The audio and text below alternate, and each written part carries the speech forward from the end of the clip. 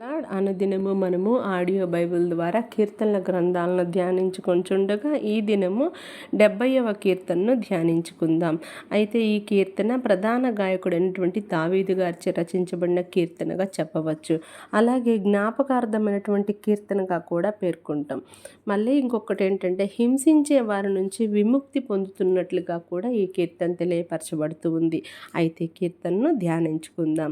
దేవా, నన్ను విడిపించుటకు త్వరగా రమ్ము. యెహోవా, నా సహాయమునకు త్వరగా రమ్ము. నా ప్రాణము తీయుగారు వారు సిగ్గుపడి అవమానం పొందుదురుగాక.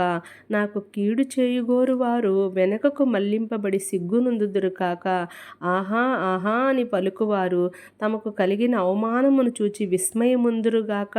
నిన్ను వెతుకు వారందరూ నిన్ను గురించి ఉత్సహించి సంతోషించుదురుగాక. నీ రక్షణను ప్రేమించు వారందరూ దేవుడు మహిమపరచబడునుగాక అని నిత్యము చెప్పుకొందురుగాక. నేను శ్రమల పాలై దీనునైతిని. దేవా, నన్ను రక్షించుటకు త్వరపడి రమ్ము.